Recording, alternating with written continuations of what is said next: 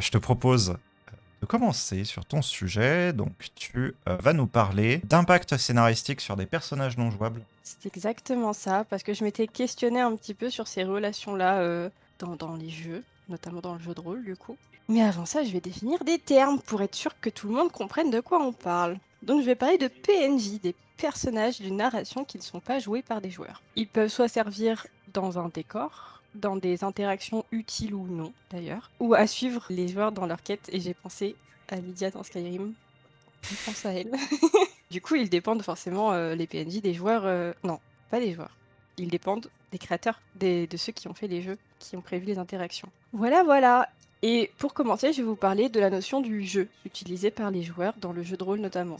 Parce que l'objectif du jeu de rôle, c'est de se projeter dans une histoire avec le personnage qu'on veut incarner, qui nous reflète ou non d'ailleurs. Ça peut être un désir d'incarner quelque chose d'autre, ou quelqu'un d'autre.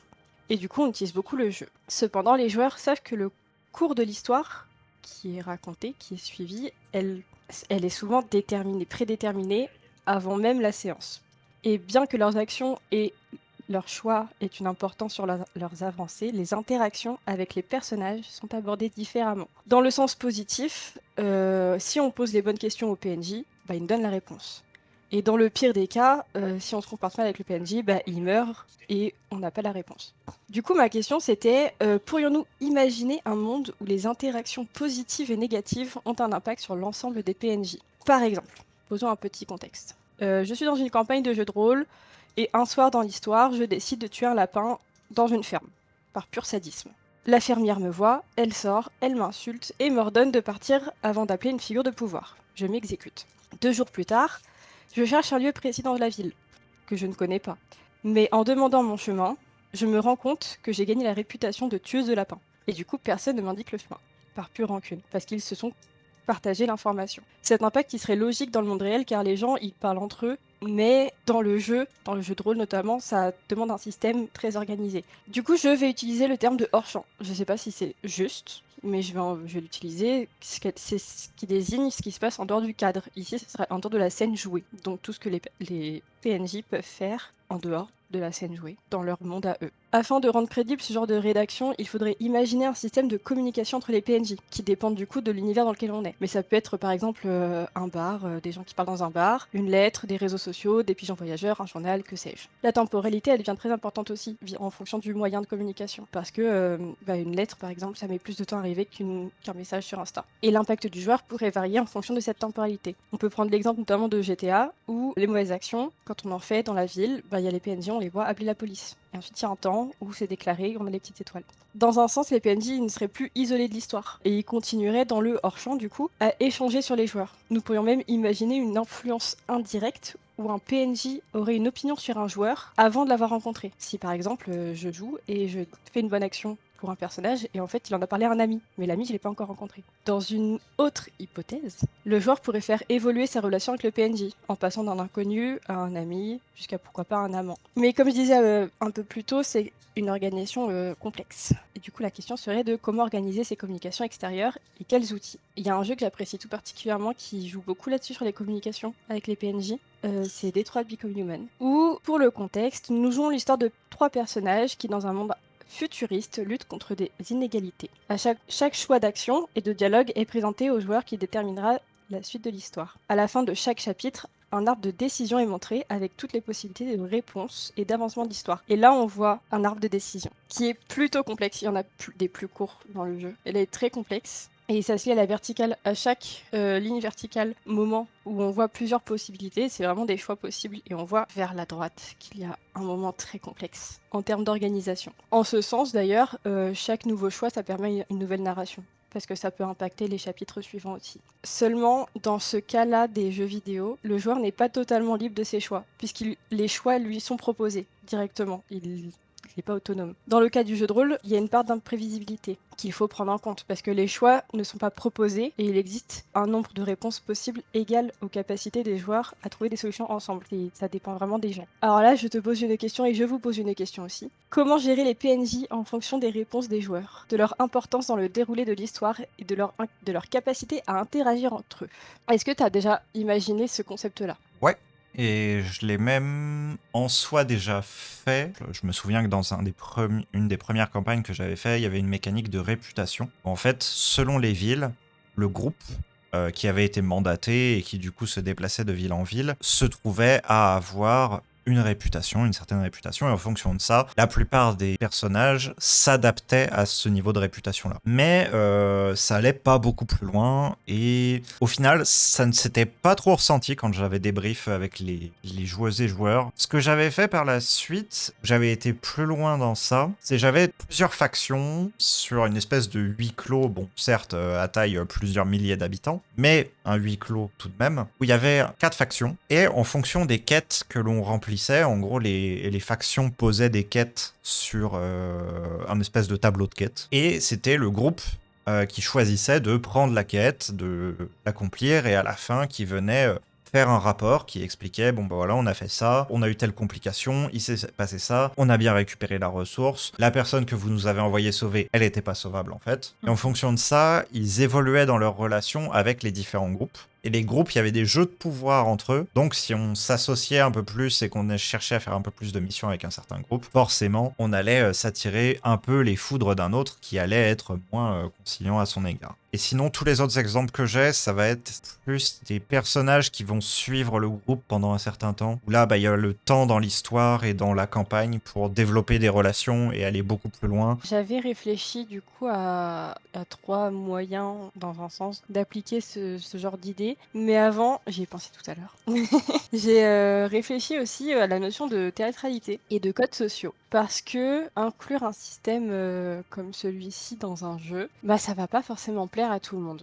Dans le sens où bah, il y a la notion de théâtralité parce que est-ce qu'il faut prendre en compte les mots ou l'attitude ou les deux du joueur envers le PNJ? Ça m'a fait penser aux Dark Pictures Anthology, un peu comme Detroit Become Human, où il y a des choix d'interaction. Parfois, il va y avoir des dialogues, par exemple un couple. Ils vont s'embrouiller et toi, tu joues un des personnages, donc, et ils vont te proposer soit une réponse, soit une autre. Et en fait, il y a un décalage, c'est peut-être aussi la traduction française, mais il y a un décalage entre la parole et le ton employé. Par exemple, il y a marqué je m'excuse, point. Et en fait, on se dit, bon, bah, on s'excuse. Et finalement, il va dire, bon, bah, je suis vraiment désolée que ça te plaise pas, mais t'avais qu'à être comme ça.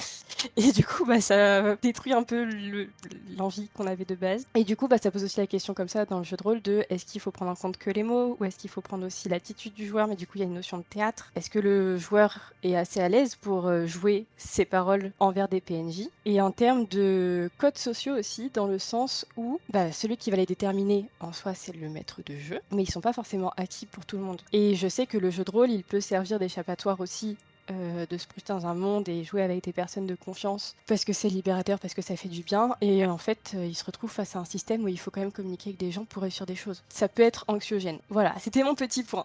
Pour désamorcer ça, ce que je dirais, c'est que d'une, on n'est pas obligé nécessairement de prendre tous les signaux en compte. Pour moi, j'avoue que j'ai plus tendance à dire, ce qu'on regarde, c'est l'intention de la personne. Est-ce que la personne pensait à mal et voulait que la personne, le PNJ se sente mal? Si j'ai besoin d'une information supplémentaire de la part de la joueuse, bah, je peux lui demander, je peux interrompre la narration et dire, qu'est-ce que tu as voulu dire par là? Est-ce que tu veux vraiment l'envoyer balader, ou est-ce que juste bah c'est voilà, tu sais pas trop comment le formuler. Souvent en fait c'est quelque chose qui est fait naturellement par les personnes qui ne se sentent pas trop à l'aise au bout de quelques parties, pas trop à l'aise dans justement la construction de ce rapport social avec les PNJ. Ça va être, ils vont jouer leurs paroles et ensuite ils vont préciser leur intention. En fait, en faisant ça, ça lève toute ambiguïté côté personne qui gère les PNJ, parce que ok, t'as le dialogue d'un côté, moi j'avoue que je fais pas du tout au dialogue parce que je suis pas dans du théâtre. Donc si j'ai un joli discours, que c'est bien ficelé, etc., je vais être content. Je ne peux que valoriser ça. Mais si jamais la personne est retenue par le fait que justement c'est difficile pour elle, bah ce serait dommage de la pénaliser là-dessus, ça n'aurait aucun sens. C'est pour ça, oui. Mais c'est une bonne idée de préciser l'intention. C'est ce qui manque à Dark Pictures Anthology.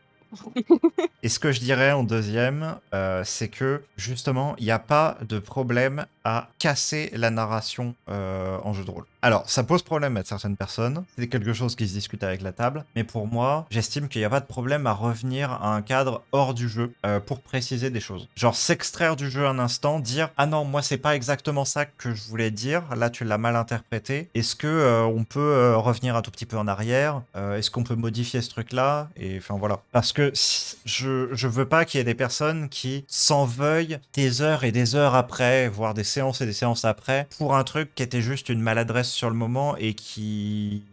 une méincompréhension, un truc comme ça, quoi. Je suis assez d'accord. Je pense que ça pourrait embêter des joueurs de sortir du cadre du jeu, mais ça serait important dans ce système-là. Voilà, c'est la petite parenthèse de la pensée qui m'est apparue aujourd'hui. Je reviens sur le comment les mettre en place. J'ai du coup réfléchi à 3 possibilités, mais il y en a sans doute d'autres. Et n'hésitez pas à en proposer, parce que ça m'intéresse beaucoup. Mais j'ai fait par degrés. Dans une première partie, on a, je l'ai appelée la partie un PNJ pas tellement déterminé. Et c'est ce que tu avais dit tout à l'heure. C'est l'idée que le PNJ possède une barre d'appréciation en fonction du joueur. Et ça évolue en fonction des interactions, des actes, des quêtes. Et que du coup, le maître de jeu, il va adapter, dans un sens, les réactions, les dialogues en fonction de cette barre d'appréciation. En deuxième partie, il y avait l'arbre de décision très poussé. Mais du coup, au niveau du jeu de rôle, dans le sens où le maître de jeu, il devrait prédéterminer des possibilités pour chaque échange, dans chaque scène, même celles qui sont pas jouées, parce que quand on prévoit une séance et des scènes, des fois les joueurs ils vont pas aller chercher au bon endroit, du coup la scène sera pas jouée. Je trouve que ce serait vachement compliqué. Pas impossible, mais vachement compliqué. Et sinon, je l'aborde, mais je fais un peu le debunk après.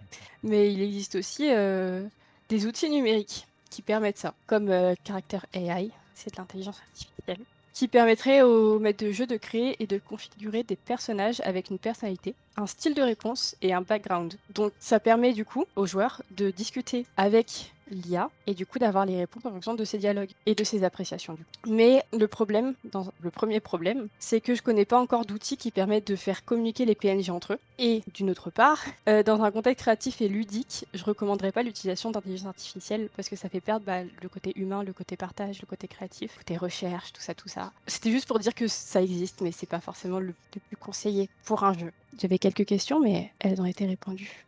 Si ça te dérange pas, moi j'ai quelques petits trucs sur lesquels je veux bien que tu reviennes. Tu parlais au tout début du cours de l'histoire prévu à l'avance. Il me semble que tu parlais du jeu de rôle à ce moment-là. Ça m'a un peu questionné, parce qu'il y a quand même un certain nombre de jeux de rôle où c'est un énorme pourcentage d'improvisation. Tous les jeux de rôle qui vont être en bac à sable, typiquement, où on va juste donner une situation initiale, et ensuite, voilà, rouler et on fait avec vos idées, quoi. Ah ouais. Oui. Je savais pas du tout. Moi, j'avoue que j'ai jamais trop créé de scénario. Je me suis jamais vraiment intéressée au MJ en tant qu'activité, pas en tant que personne.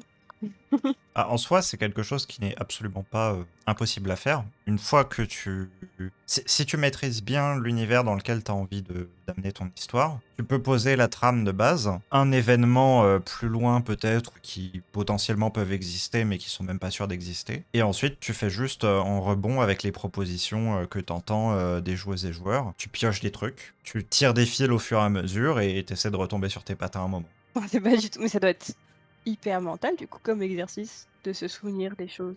Limite, alors ça dépend des personnes. Il y a des personnes qui adorent suivre des scénarios, hein. C'est un petit peu comme c'est pas entièrement vrai, mais t'as la distinction entre les architectes et les jardiniers côté écriture. Où t'as les architectes, t'as tout de planifié, casé, calé, rangé à l'avance. On sait ce qui va se passer dans ce chapitre-là, puis dans ce chapitre-là, puis dans ce chapitre-là, avant de commencer à écrire. Et t'as les jardiniers où c'est plus, tu regardes comment les idées elles évoluent au fur et à mesure des pages et tu élagues. S'il y a des trucs qui te conviennent pas, tu les vires. Et j'avoue que autant sur des scénarios que j'ai envie d'avoir un peu court, j'essaie d'aller un peu plus vers une démarche qui serait un peu architecte, entre guillemets. Et par contre, dans les campagnes, c'est très rare que je sache où la campagne va avant la dernière séance. Bon, mais donc les séances qu'on a faites ensemble, c'était de l'impro. Je n'avais aucune foutue idée d'où on allait. Ouais, j'en avais aucune foutue idée de ça. Moi, je pensais que t'avais un script, même s'il est pas tellement détaillé, je pensais que Ça fait penser à mon taf. C'est terrible, je lis beaucoup de choses à mon taf, mais je suis prof, donc mes séquences, en fait, je commence toujours comme toi, où je crée, je mets mes idées. Sauf que j'ai pas le droit de faire de l'impro. Je peux pas faire de l'impro, il faut qu'il y ait des objectifs, tout ça, mais ça m'y fait penser, dans un sens où il faut que j'ai mon début de scénario de ce qui va se passer dans mon cours, et après il faut que je construise. Mais j'aimerais bien m'arrêter aussi des fois juste à l'impro, mais j'ai pas encore le niveau pour, et j'ai encore une fois pas le droit. Et ben en JDR, tu pourras, tu auras le droit. Incroyable. C'est génial. Peut-être que c'est une bonne manière de passer la barrière. Mais je comprends, c'est pas. C'est un petit peu austère et c'est ça, c'est une des choses sur lesquelles j'essaie de travailler, le fait que le passage d'un côté à l'autre du paravent soit pas aussi impressionnant, en quelque sorte, intimidant. Voilà. Je me souviens que tu avais la proposition, mais on on verra.